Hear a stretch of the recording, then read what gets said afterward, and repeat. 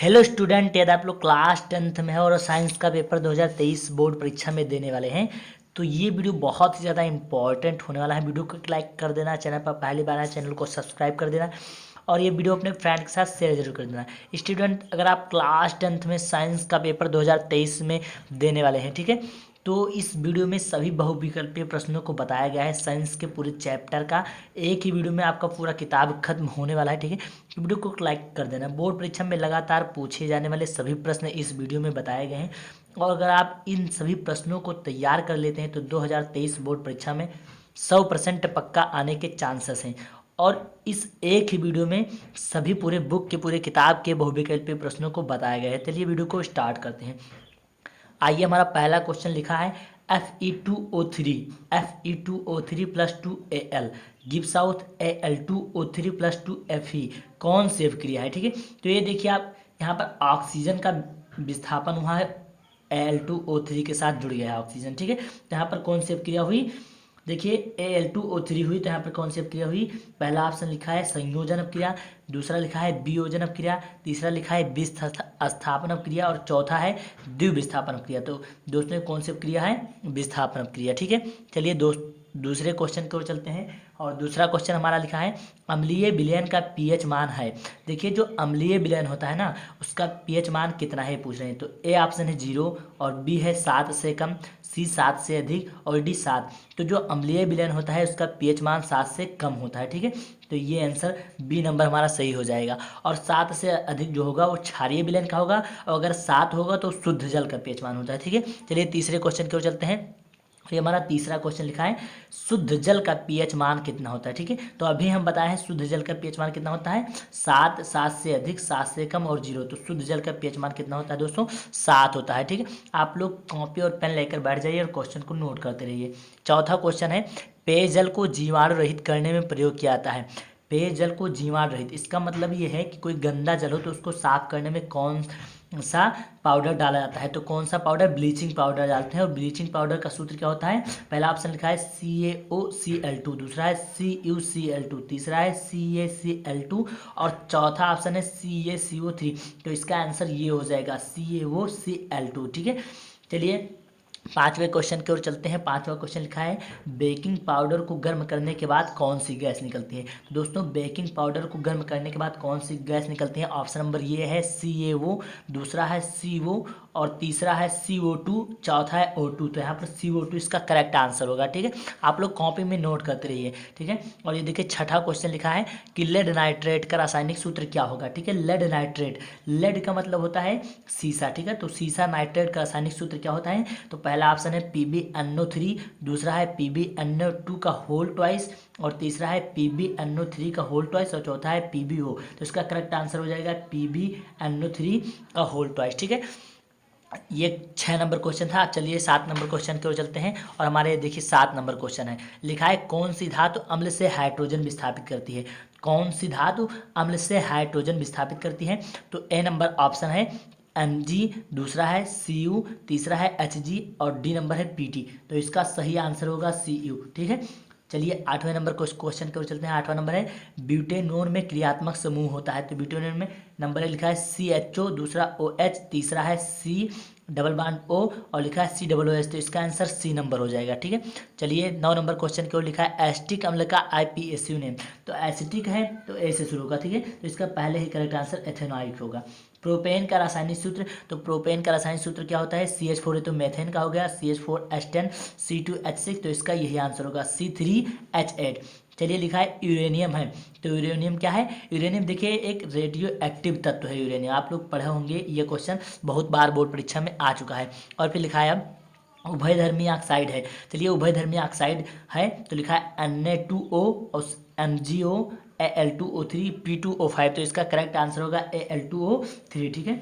चलिए 13 number question की ओर चलते हैं। 13 नंबर क्वेश्चन लिखा है पादपों में वायु प्रदूषण कम करने वाली प्रक्रिया है। पादपों में वायु प्रदूषण, तो भैया वायु प्रदूषण अगर आपको कम करना है तो प्रकाश संश्लेषण मतलब जो है होगा, क्योंकि पौधों में प्रकाश संश्लेषण की ही प्रक्रिया होती है। चलिए क्वेश्चन नंबर 14 की ओर चलते हैं। क्वेश्चन नंबर 14 लिखा है पादप में जाइलम उत्तरदायी है। तो पादप में जाइलम उत्तरदायी, ए नंबर है जल का वाहन, बी है भोजन का वाहन, और सी है अम्ल का वाहन, और डी नंबर है ऑक्सीजन का वाहन। तो इसका करेक्ट आंसर हो जाएगा जल का वाहन दोस्तों। ठीक है, अभी आप लोग इन सभी क्वेश्चनों का स्क्रीनशॉट लेते रहिए या तो फिर क्वेश्चन कॉपी में नोट करते रहिए। ठीक है, चलिए 15 नंबर क्वेश्चन लिखा है द्वार कोशिकाएं पाई जाती हैं। नंबर पहला है जड़ों में, और बी नंबर है वात रंध्रों में, सी नंबर रंध्रों में, और डी नंबर कोई नहीं। ठीक है, तो इसका करेक्ट आंसर हो जाएगा रंध्रों में। ठीक है, चलिए 16 नंबर क्वेश्चन लिखा है अलैंगिक जनन मुकुलन द्वारा होता है। तो अलैंगिक जनन मुकुलन द्वारा किस में होता है? अमीबा में होता है, प्लेजोमेडियम में होता है, लेमानिया में होता है, ईस्ट में। तो इसका करेक्ट आंसर हो जाएगा ईस्ट। ठीक है, चलिए चलते हैं 17 नंबर क्वेश्चन लिखा है मुकुलन पाया जाता है। देखिए यहाँ अलैंगिक जनन का मुकुलन था, या मुकुलन कह रहा है कि कहाँ पाया जाता है। तो मुकुलन अमीबा में, पैरामीशियम में, हाइड्रा में, ईस्ट में। तो इसका करेक्ट आंसर हो जाएगा हाइड्रा में। क्या हो जाएगा? हाइड्रा में। ठीक, चलिए 18 नंबर क्वेश्चन लिखा है पराग कोश में होते हैं। पराग कोश में क्या पाए जाते हैं? पराग कण पाए जाते हैं, कि अंडक पाए जाते हैं, कि अंडाशय पाए जाते हैं, कि बाह्यदल होता है? तो पराग कोश में बाह्यदल होता है। ठीक है, चलिए 19 नंबर लिखा है जाइगोट के गुणसूत्रों की संख्या होती है। तो जाइगोट के गुणसूत्रों की संख्या, ए नंबर लिखा है 4x, बी नंबर लिखा है 2x, 3 नंबर लिखा है 3x, और 4 नंबर लिखा है सिर्फ x। तो इसका करेक्ट आंसर हो जाएगा 2x। मैं इन सभी क्वेश्चनों को जो बता रहा हूँ जो बोर्ड परीक्षा में लगातार पूछे गए हैं, और इस बार 100% गारंटी के साथ ये क्वेश्चन पूछे जाएंगे। तो इसलिए वीडियो को आप लोग देखते रहिए और क्वेश्चन को सारे नोट करते जरूर रहिए। ठीक है, चलिए 20 नंबर क्वेश्चन की ओर चलते हैं। लिखा है पुरुष में लिंग गुणसूत्र होता है। देखिए अगर x मिलता है तो स्त्री होती है। ठीक है, और XY मिल जाता है तो पुरुष होता है। ठीक है, तो इसका करेक्ट आंसर हो जाएगा XY। कौन सा जीन प्रारूप शुद्ध गोल बीजों को प्रकट करता है? तो कौन सा जीन है? देखिए पहला ऑप्शन लिखा है TT, दूसरा नंबर लिखा है कैपिटल R, और तीसरा नंबर लिखा है T स्मॉल t, और चौथा नंबर स्मॉल TT। तो इसका करेक्ट आंसर हो जाएगा कैपिटल R। ठीक है, चलिए चलते हैं 21 नंबर क्वेश्चन 22 नंबर क्वेश्चन की ओर। या 22 नंबर क्वेश्चन देखिए क्या लिखा है। 22 नंबर लिखा है एक उत्तल दर्पण की फोकस दूरी 10 सेंटीमीटर है। कह रहे हैं एक उत्तल दर्पण की फोकस दूरी 10 सेंटीमीटर है, तो दर्पण की वक्रता त्रिज्या क्या होगी? तो फोकस दूरी और वक्रता त्रिज्या में क्या संबंध होता है? R बराबर F2F। ठीक है, तो 2 से 10 का गुणा हो जाएगा। तो इसका करेक्ट आंसर हो जाएगा 20। ठीक है, चलिए 23 नंबर क्वेश्चन की ओर चलते हैं। लिखा है उत्तल दर्पण की फोकस दूरी जिसकी वक्रता त्रिज्या 32 सेंटीमीटर है। इस बार वक्रता त्रिज्या दे दिया है 32 सेंटीमीटर, और पूछ रहा है फोकस दूरी कितनी होगी। तो वक्रता जो त्रिज्या होती है फोकस दूरी की आधी होती है। तो इसका करेक्ट आंसर हो जाएगा 32 का आधा 16। ठीक है, चलिए 24 नंबर के क्वेश्चन की ओर चलते हैं। 24 नंबर लिखा है फोकस दूरी और वक्रता त्रिज्या में क्या संबंध है? तो जो फोकस दूरी होती है वक्रता त्रिज्या की, जो फोकस दूरी होती है वक्रता त्रिज्या की 2 गुनी होती है। तो इसका करेक्ट आंसर क्या होगा? ए नंबर ऑप्शन लिखा है R बराबर F/2, बी बराबर लिखा है F बराबर 2I, सी ऑप्शन लिखा है R बराबर 2F। तो इसका करेक्ट आंसर होगा R बराबर 2F। चलिए 25 नंबर क्वेश्चन की ओर चलते हैं। 25 नंबर लिखा है कि 50 सेंटीमीटर फोकस दूरी वाले उत्तल लेंस की क्षमता क्या होगी? तो 50 सेंटीमीटर फोकस दूरी वाली, देखिए लेंस की क्षमता को हम D से प्रदर्शित करते हैं, और इसका मतलब डायोप्टर भी होता है, और इसका फार्मूला होता है लेंस की क्षमता बराबर 1/f, मतलब फोकस दूरी का व्युत्क्रम। तो इसका पहला लिखा है 2D, मतलब 2 डायोप्टर। फिर बी नंबर ऑप्शन है 0.002D डायोप्टर। फिर लिखा है 2 डायोप्टर। तो इसका करेक्ट आंसर हो जाएगा 2 डायोप्टर। ठीक है, 26 नंबर क्वेश्चन लिखा है निर्वात में प्रकाश की चाल 3 × 10⁸ मीटर पर सेकंड है, तो कांच में प्रकाश की चाल होगी। ठीक है, तो कांच में प्रकाश की चाल, ए नंबर ऑप्शन लिखा है 4.5 × 10⁸ मीटर प्रति सेकंड। बी नंबर दिया है 2 × 0 × 10⁸ मीटर प्रति सेकंड। तो इसका करेक्ट आंसर हो जाएगा 2.0 × 10⁸ मीटर प्रति सेकंड। चलिए 27 नंबर क्वेश्चन क्या लिखा है, और 27 नंबर लिखा है स्वस्थ आंख के लिए दूरबीन होता है। देखिए स्वस्थ आंख अगर आपकी है ठीक ठाक, तो दूरबीन मतलब अधिक से अधिक आप कितना देख सकते हैं? तो अधिक से अधिक आप अनंत तक देख सकते हैं। ठीक है, 28 नंबर क्वेश्चन लिखा है मानव नेत्र की न्यूनतम दूरी क्या है? तो मानव नेत्र की न्यूनतम दूरी इसमें पूछ रहा है। तो मानव नेत्र की न्यूनतम दूरी कितना है? 25 सेंटीमीटर। ठीक है, तो हमें लगता है आपको वीडियो पसंद आ रहा होगा, तो वीडियो को लाइक जरूर कर दीजिए, और चैनल पर पहली बार है तो सब्सक्राइब जरूर कर लीजिए। ठीक है, चलिए 29 नंबर क्वेश्चन की ओर चलते हैं। लिखा है चंद्रमा से देखने पर आकाश कैसा दिखाई देता है? देखिए अब यदि आप चंद्रमा पर पहुंच जाएंगे यानी अंतरिक्ष में, तो आकाश वहां से क्या दिखाई देगा? काला। तो इसका करेक्ट आंसर हो जाएगा काला। फिर लिखा है प्रतिरोध का मात्रक होता है। ये जो क्वेश्चन है प्रतिरोध का मात्रक रिकॉर्ड तोड़ चुका है बोर्ड परीक्षा में आने का, ठीक है, तो गारंटी है इस प्रकार भी आएगा। लिखा है प्रतिरोध का मात्रक क्या होता है, प्रतिरोध का मात्रक, पहला ऑप्शन लिखा है ओम, दूसरा लिखा है ओम मीटर, फिर तीसरा लिखा है मीटर प्रति ओम, फिर चौथा लिखा है ओम प्रति मीटर। तो इसका करेक्ट आंसर हो जाएगा ओम, ठीक है। 31 नंबर क्वेश्चन लिखा है विद्युत आवेश का मात्रक होता है। तो विद्युत आवेश का मात्रक पहला लिखा है जूल, दूसरा लिखा है वोल्ट, और तीसरा लिखा है कूलाम, चौथा लिखा है एम्पियर। तो इसका करेक्ट आंसर हो जाएगा कूलाम, ठीक है। चलिए 32 नंबर क्वेश्चन की ओर चलते हैं। लिखा है 1.5 वोल्ट विद्युत वाहक बल के सेल का आंतरिक प्रतिरोध 3 ओम है, ठीक है। तो सेल का प्राप्त धारा का मान, तो इसका करेक्ट आंसर हो जाएगा 0.5 एम्पियर मतलब, ठीक है।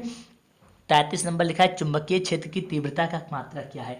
इसका पहला ऑप्शन दिया है वेबर प्रति मीटर, बी नंबर दिया है वेबर प्रति मीटर स्क्वायर, सी नंबर दिया है वेबर स्क्वायर प्रति मीटर, और डी नंबर दिया है वेबर। तो इसका करेक्ट आंसर हो जाएगा वेबर प्रति मीटर स्क्वायर, ठीक है। 34 नंबर क्वेश्चन देख लीजिए। 34 नंबर लिखा है एक टेस्ला बराबर होता है, मतलब एक टेस्ला किसके बराबर होता है। तो पहला ऑप्शन लिखा है एक वेबर प्रति मीटर स्क्वायर। तो जो टेस्ला होता है ना, चाहे वेबर कहें, वेबर प्रति मीटर स्क्वायर कहें, चाहे टेस्ला कहें, दोनों एक ही होता है कंबाइंड रूप से। तो इसका करेक्ट आंसर ए नंबर हो जाएगा, ठीक है।